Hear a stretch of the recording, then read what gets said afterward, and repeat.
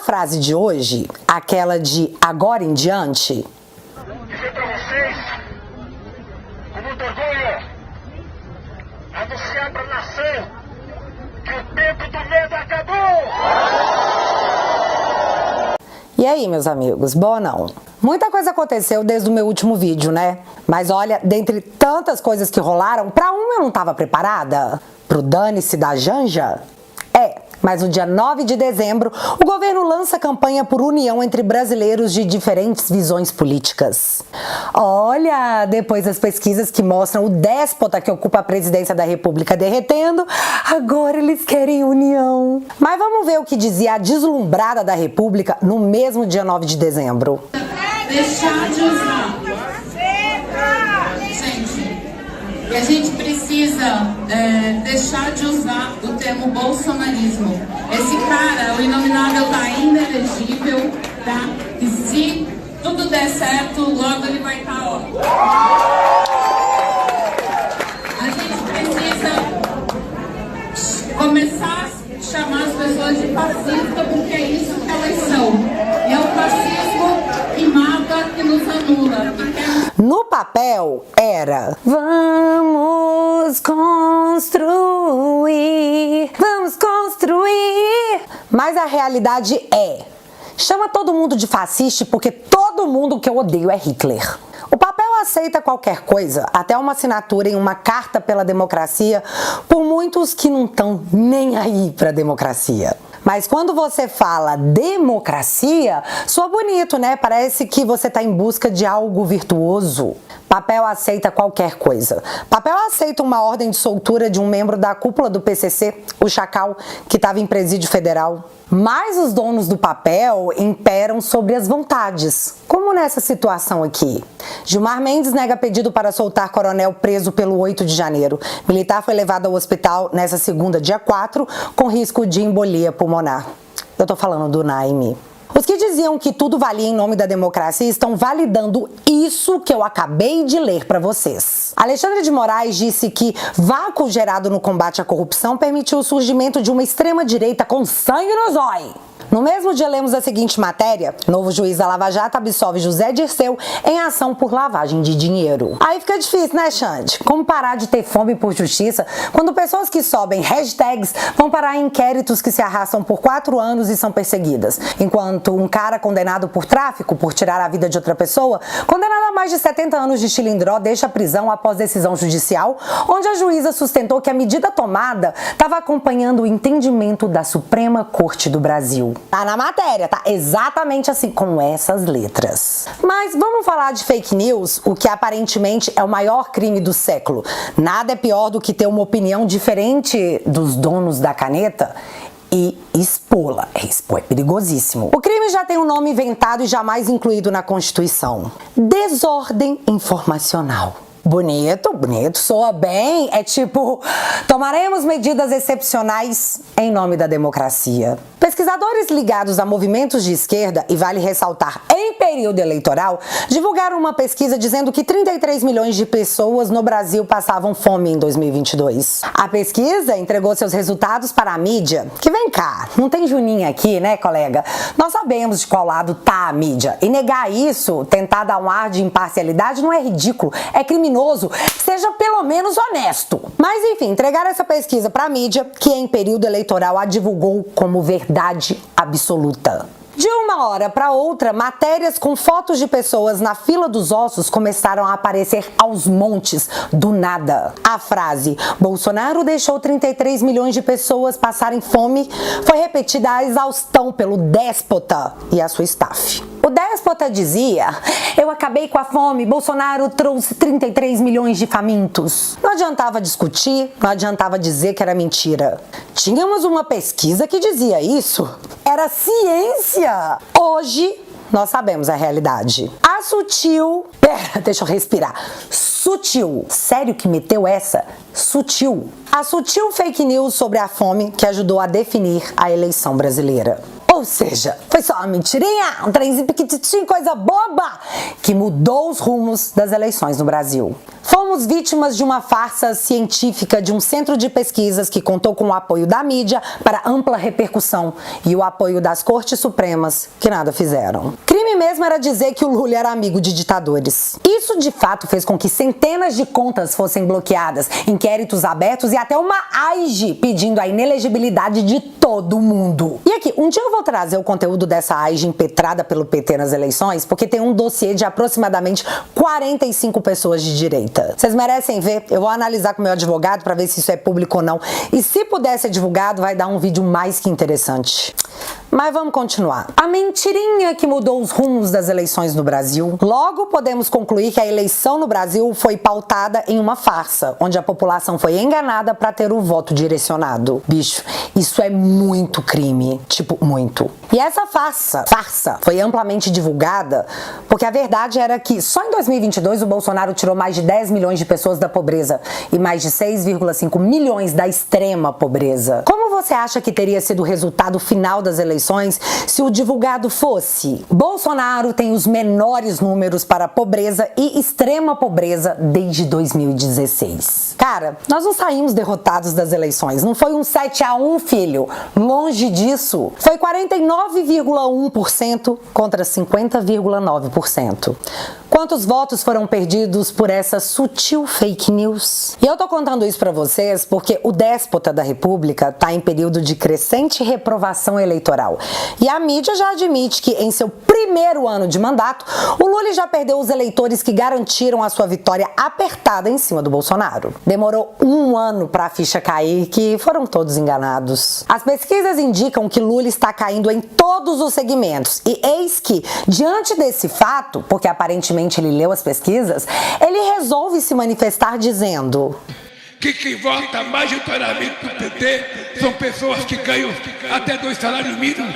Um metalúrgico de São Bernardo que ganha 8 mil reais já não quer mais votar na gente. Pega a pesquisa e vocês percebem que quem ganha acima de 5 salários mínimos já tem dificuldade de votar na gente. É porque essa pessoa ficou ruim? Não.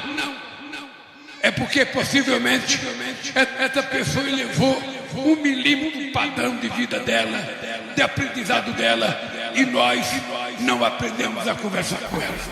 2 pontos super interessantes nessa fala. A primeira é que ele assume que se a pessoa consegue um pouco mais de aprendizado, ela não vota no PT. O que, obviamente, desmente os próprios petistas que dizem que eu sou inteligente, eu voto no Lula. É bem mais claro do que isso, galera. Nós temos como patrono da educação desse país Paulo Freire e estamos há anos pedindo que isso mude.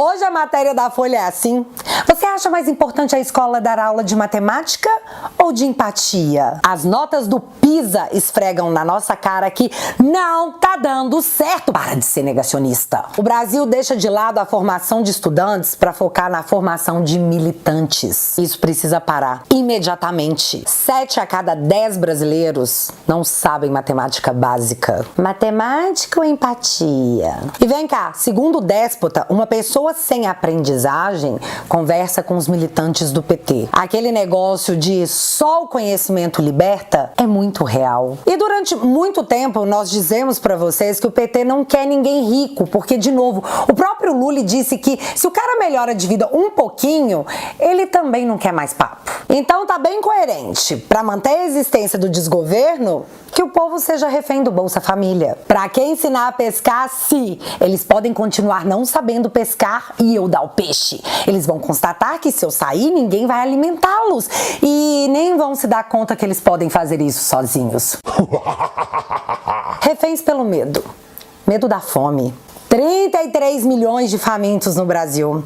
É a frase que definiu a eleição. Corta a corda que amarra os seus pulsos, povo brasileiro. A verdade tá aí, apenas receba. Enquanto isso acontece, a Gleisi Hoffmann aparece para dizer que se a aprovação do Lula cair, o Congresso vai engolê-lo. E não tem nenhum segredo sendo tramado no apagar das luzes, tá? Tá na matéria dos jornais. Olha só, governo Lula recebe alerta de possível tsunami político. O Planalto foi avisado que se não empenhar as verbas prometidas ao longo do ano aos parlamentares, parlamentares até 18 de dezembro, verá o caos. Tá vendo? Não tem mistério. Ou paga as emendas ou nós não vamos mais votar com você. No mensalão foi exatamente assim que aconteceu, mas era verba direta pro bolso dos políticos. Agora são emendas que eles podem destinar, tipo o Juscelino, ministro do Lully, que tem preferências por empresas e projetos da área familiar e de amigos.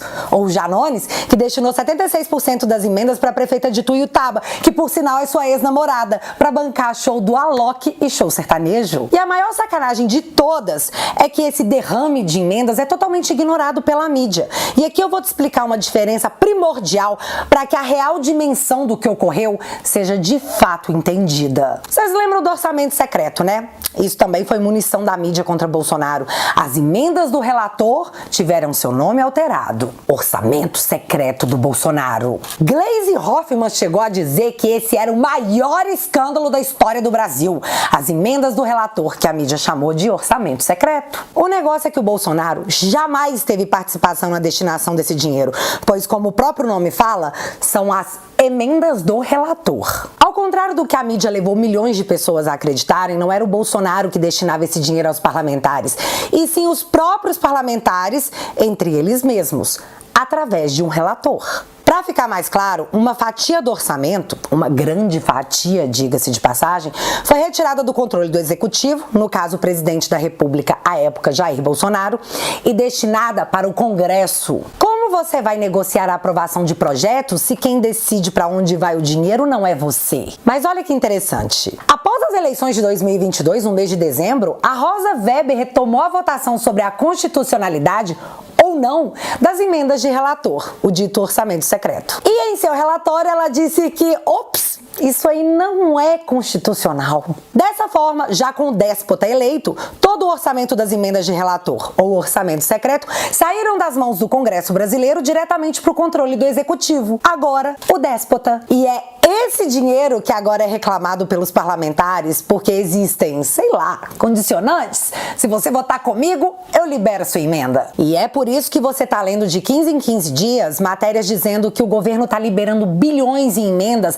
às vésperas de votações importantes. Ficou claro? Só que pra mídia o problema era o orçamento secreto do Bolsonaro, usado à exaustão em ano eleitoral por pura manipulação ideológica. Mas já dizia Lully, uma vez que você aprende um pouco, você rejeita o petismo. E então nós caímos no que espera o Lully, além de um Congresso furioso querendo suas emendas, é claro. O orçamento enviado para 2024. Tachard bateu no peito e disse que o déficit seria zero. Simone Steppe disse que vamos pegar com Deus para isso aí acontecer, tá? Lully disse que, se tiver um déficitzinho, déficit sutil, não tem problema. Já o Lira apareceu para dizer que tem problema sim, e o problema se chama Constituição, já que caso a meta não seja alcançada, haverão consequências constitucionais. Mas pensando bem, talvez não seja nada para um poder judiciário, né? Mas resolve rapidão isso aí. Mas eis que entra em campo o líder do desgoverno, aquele que teve o assessor pego com dólares na cueca,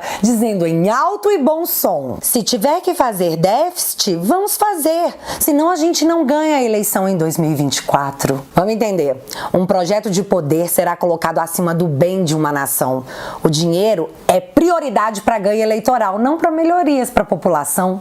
Entendeu? E fica mais grave, porque estamos em um verdadeiro tsunami de impostos. Toda semana é um novo imposto anunciado ou uma nova alíquota que aumenta. E o desgoverno diz que isso está acontecendo porque nós temos uma meta ambiciosa de déficit para 2024. Então todo mundo tem que contribuir.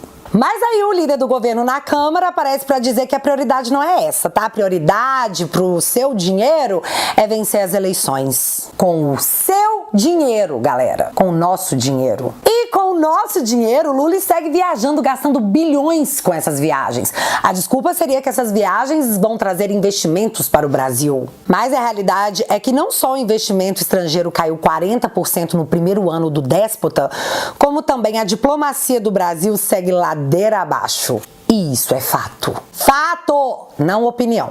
Fato. Estamos hoje ao lado de Irã, Rússia, Venezuela, Cuba, Nicarágua e agora ter que lidar com o déspota dizendo pro mundo que Israel e o Hamas são iguais. Só nessa última viagem do déspota, ele levou 1.300 pessoas, pagos com o seu dinheiro contribuinte, para esse vexame mundial. A Alemanha, antiga simpatizante do Lula, já o coloca como um problema. Afinal, nas eleições, o Lula pregava a luta pelas mudanças climáticas. Bora fazer transição energética, descarbonizar o Brasil, yay! Esse foi o discurso que encantou o gado. A Alemanha, na época, amou. Afinal, o Brasil não pode se desenvolver. Iremos virar ameaça em termos de exportação.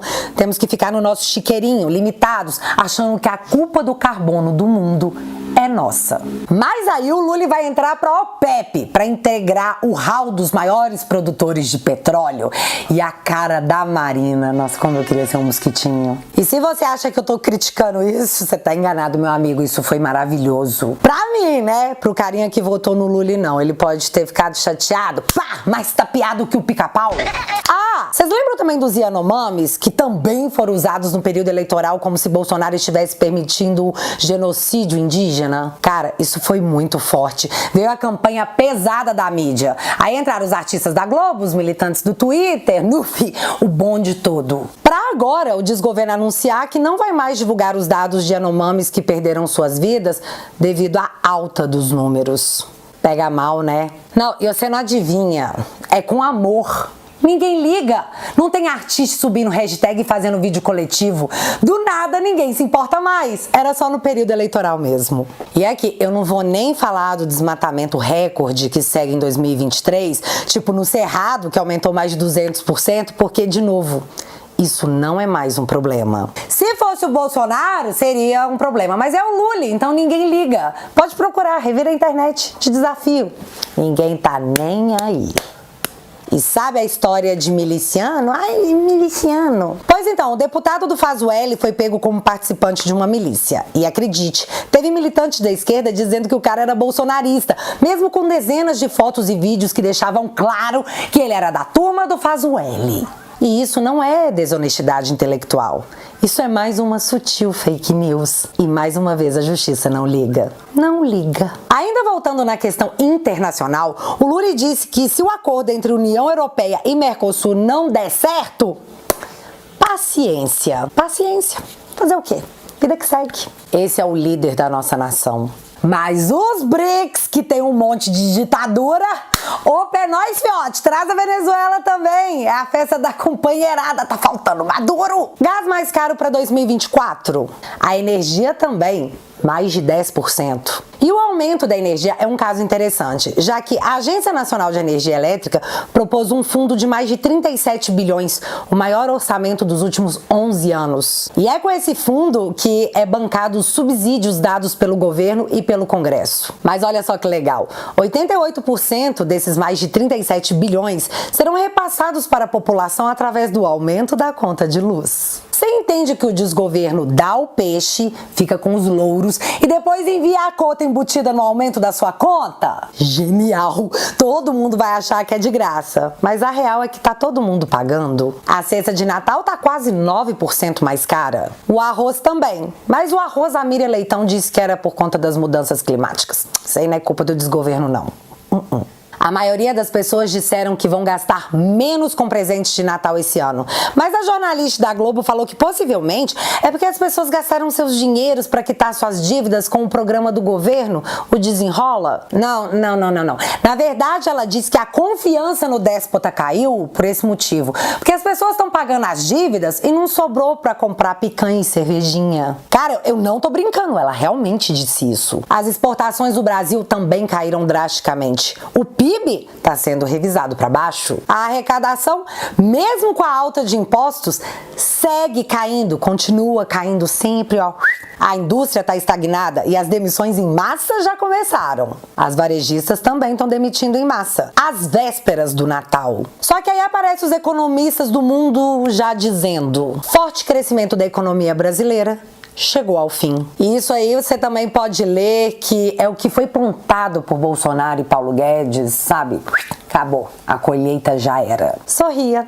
Você foi enganado em muitas maneiras, de muitas formas e jeitos. E se a gente sentar aqui e assistir, nós teremos uma Suprema Corte composta por ativistas políticos como Flávio Dino, que chegará ao Supremo para reforçar a regulamentação da internet. Galera, o cara fez uma reunião com as Big Techs dizendo que ou eles se ajustavam às normas do desgoverno ou poderiam sofrer coercitiva, poderiam virar réus. E ele já chegará com esse discurso na Suprema Corte, que também pretende regular a internet. Pra ontem. Aqui é onde petista não se cria. Aqui é onde a gente consegue mostrar os fatos omitidos. É aqui que nós transformamos mentes, que ajudamos pelo argumento, mas acima de tudo pelos fatos, na mudança de opinião. E aí eu vou voltar no início do vídeo. Dizer pra vocês, com muito orgulho, anunciar pra nação que o tempo do medo acabou! As pessoas estão voltando às ruas, em todos os lugares, porque se não nós, quem? Quantas vezes dissemos que no nosso turno não? Quantas vezes nós dissemos que nós não seríamos uma Venezuela? As coisas podem estar ruins agora, mas ficar sentado no sofá vai resolver o quê? Você tá cansado agora? Imagina quando for você o atingido, ou quando você for mais atingido. Cara, eu cansei de sentir medo porque o hino da minha pátria diz: verás que um filho teu não foge à luta. Chegou a vez da Argentina, de Portugal, da Holanda, da Espanha.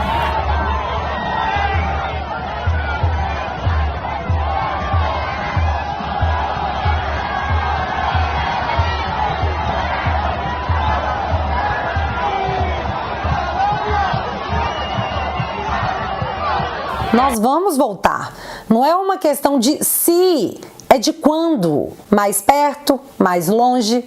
Isso vai depender de cada um de nós. Recados foram dados. 2024 vai ser com a gente. 2026 também. Não importa se tem 2, 3, 10, 50 ou 1 milhão de pessoas nas ruas. O que importa é que nós voltamos. A era do medo acabou. Eles achavam que estávamos enterrados, mas eles não sabiam que éramos sementes. Clichêzão? Talvez. Verdadeiro? Com certeza. Então, levanta a cabeça, princesa, senão a coroa cai. Nós temos um Brasil para reconquistar, para libertar e uma cultura para resgatar. Por falar nisso, se você quer um jornal para se atualizar dos fatos da semana, eu te recomendo o Te Atualizei News, o jornal da minha plataforma, onde você assina, ajuda a manter o conteúdo de qualidade e de quebra leva o certificado de garantia de que lá não vai ter um pinguinho de doutrinação marxista. Lá a gente é livre. E a gente até diz verdade sobre o comunismo. A história que você sabe talvez seja uma história parcial, que é bem o que fazem os comunistas. Contam somente uma parte da história. A outra, onde 45 milhões de pessoas morrem, deixa pra lá. Precisa contar isso? Precisa? O imperador dessa época sofreu desse mal e acabou comprando um triplex no Guarujá, um sítio em Atibaia e tendo uma conta com 300 milhões de dólares mantida no nome de uma empreiteira. Droga, não foi isso, não nessa época, muito menos da história chinesa. Ai, acho que eu tomei muito café. Mal vai para a União Soviética pedir para que Stalin seja seu brother. Tipo, eu sou comunista, você é comunista, a gente tem muito em comum. Você não acha? O ego é algo muito comum em comunistas. Sempre foi assim. Todo domingo, faça chuva ou sol, com raiva ou com deboche, a gente se junta nessa terapia em grupo e põe pra fora o que nunca mais vai ficar preso na garganta. E como o Natal é mais importante do que Black Friday, a promoção de 7 bonoros por mês continua. Teatualizei.app. Nos vemos lá. O link vai estar fixado aqui no primeiro comentário. E desde já, muito obrigada. E agora eu quero saber de vocês. Chega de ter medo, né? Me conta aqui nos comentários que eu quero saber. Se você ainda não é inscrito aqui no meu canal, meu amigo, se inscreve e deixa seu like. Porque você já sabe, acontecendo alguma coisa de relevante ou irrelevante, a gente volta. Beijos, galera! Fui!